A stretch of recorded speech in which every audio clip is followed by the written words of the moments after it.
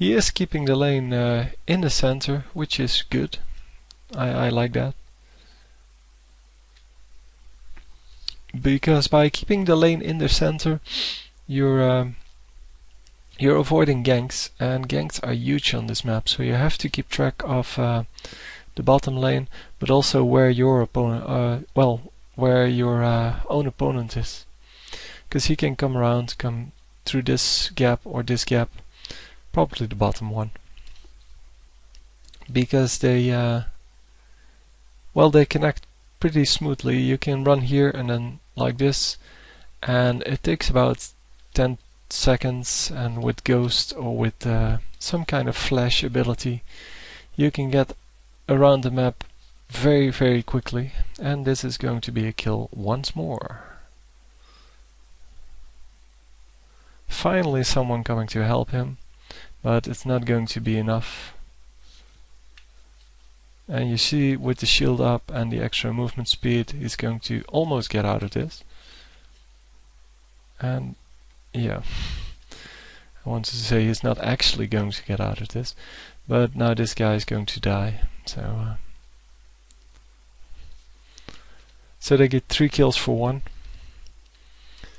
And stacking all the kills on Rumble, which means that he can now buy a whole lot more.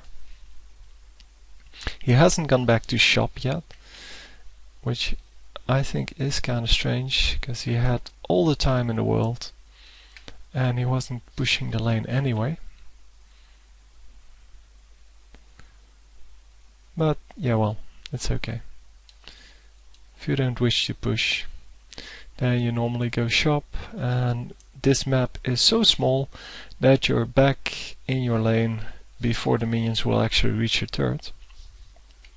So it's the first time that I see that they actually pick up a buff. There's 3 buffs on this map, 4 buffs on this map, and they haven't decided who gets the red apparently.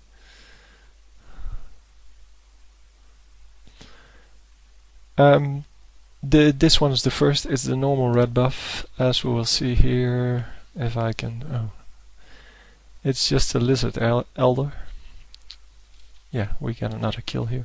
Then we have up here, we have camps where it's randomizing between raids who give you a speed boost of 30% and wolves who give you an AP bonus and reduced cooldowns. So kind of like the blue buff, but without the mana, and yeah, with an AP boost. And it alternates between the two, or rather it's randomly selected, so it can be 2 raids, it can be 2 wolves, but it can also be a mix of the 2. And then you have Dragon. Dragon actually has a buff in this one. It gives you 1% extra damage for each level you have, so up to 18% more damage on your attacks, so your basic attacks, which can determine a complete game, of course. Yeah, that didn't go too well. And now they have 4 champions bashing on this turret. I don't know why he would come in that way. It's yeah, as I said, this map is all about ganking, so it was obvious that people were going up here to go to the top lane to find him, because they saw him running in here, because there were still minions there. Oh, let me get back here. But they're going to pick up on 1 versus 3 again. And I'm not sure how long this game is going to last by now, because it seems that this is pretty much over, unless they make a huge mistake, like not going to heal for Garen now. As you can see, there's already someone there. In the 5v5 maps, you get a lot more time to kill turrets if you kill your opponents. But here you do not. It's about, I think, a 10-second walk, and in the 5v5 map it's about a 30-second walk to to get back in the lane.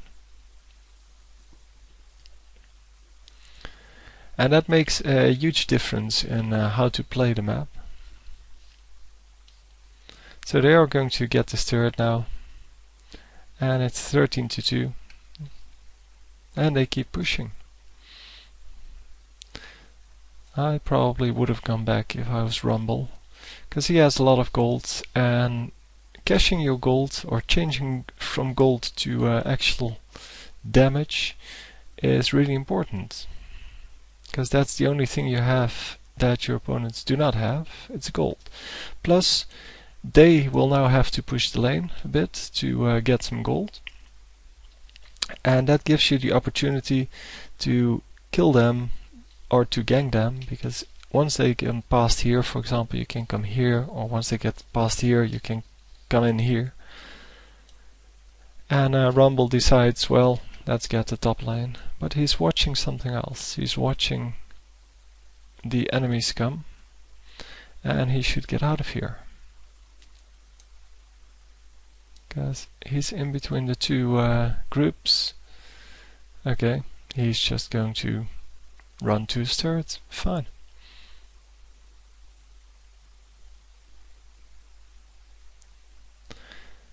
Yeah, I don't really agree with his play there, but yeah, well, he didn't die, so I guess it's fine.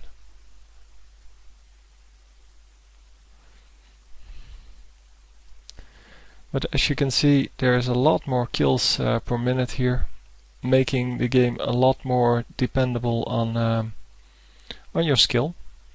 You actually have to know how to play a 3v3. And it's not, yeah, he should have suicided. He should have ran here and then to this turret and just died. Because now he gives away a free kill, and yeah, they would have gotten this dragon anyway.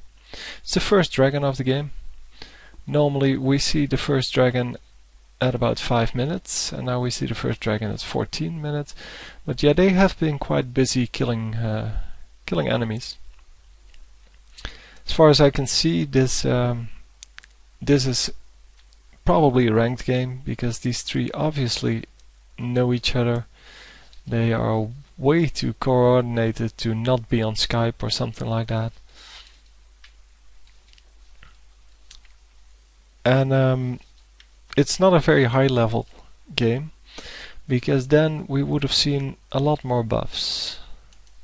So they now have dragon buff, and dragon buff is this one. Yeah, it's 11% increased damage because he's level 11. And this one is the attack speed and cooldown reduction. So it's not AP and cooldown reduction, it's attack speed and cooldown reduction. Because they wanted to include something for both types of characters. And a nice triple kill there.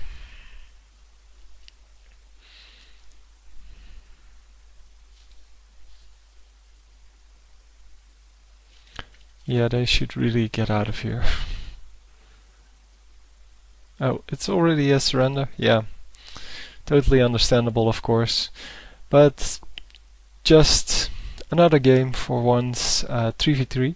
Let me know if you like this. The games are a lot shorter normally, but they are more action-packed than the 5v5. There's a lot more tactics going on than in the 5v5, but they aren't always visible. So you have to know how to play a 3v3 to actually see what they are doing and why they are doing it. So let me know if you enjoy 3v3s, and I will see what I can do. Anyway, I'll see you next time. Rate the video. GG.